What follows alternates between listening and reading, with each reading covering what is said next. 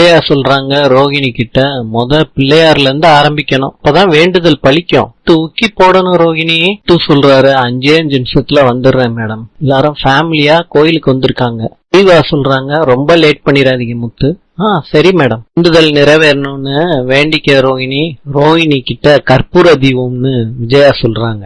மாட்டேன்னு சொல்றாங்க. கம்பல் பண்ணி ஏத்தி விடுறாங்க. விஜயா சொல்றாங்க அங்க பிரதர்ஷனம் பண்ணணுமா, உடம்ப வருத்திக்கிட்டு செஞ்சாதான் அப்பா வெளியே வருவாங்க, செய்மா.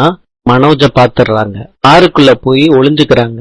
இதான் கடைசி சுத்தாம்பா, வெளியே சவாரி இருக்கு. சர்ரா நீ போடா, நான் பாத்துக்கிறேன். சாமியார் சொல்றாரு உங்க அப்பா விடுதலை ஆயிருவாரு. நான் சொன்னா பழிக்குமா ரோகிணி? அப்பா பேர் சொல்லுமா. அப்பா பேரு தனசேகர், மேசராசி, பூச நட்சத்திரம். ராசிக்கு பூசம் வராதே, கடகம் தானே வரும். இனிதான் பூஜை பண்ணிடுற. இன்னைக்கு செஞ்ச பூஜை பத்தாது, 48 நாள் விரதம் இருக்கணும், தரையில தான் படுக்கணும். அம்மா கிட்ட சொல்லிட்டேன். ஏமா? சரி சாமி. உப்பு போடாம தான் சாப்பிடணும், உனக்கு தேவையான வேலையெல்லாம் நீயே தான் செஞ்சுக்கணும். அதெல்லாம் நான் பாத்துக்கிறேன் சாமி. காப்ப கையில கட்டி விடுங்க. அப்ப விஜயா கட்டி விடுறாங்க. நல்லா வேண்டிக்கன்னு சொல்றாங்க. ரோகிணிக்கு மனோஜ் கை கால் பிடிச்சு விடுறாங்க. அப்ப விஜயா பாத்துடுறாங்க. 48 நாளைக்கு ரோகிணி பக்கத்திலே போக கூடாது, போடா வெளிய. விஜயா சொல்றாங்க ஒரு ஆளு விரதம் இருந்தா யாருமே நான் வெஜிடேரியன் சாப்பிடக்கூடாதுன்னு ஸ்ருதி கிட்ட.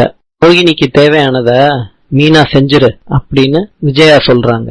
சொல்றாரு அங்க பேசினத அம்மா மறந்துட்டாங்க போல இருக்கு, அவங்க கையாலேயே சமைச்சு சாப்பிடணும்னு சொன்னாங்க, உப்பு காரம் சேர்க்க கூடாதுன்னு சொன்னாங்களே. இன்று பூட்டானின் நாணயம் எது? பதில் இந்திய ரூபாய். நாளை சந்திப்போம்.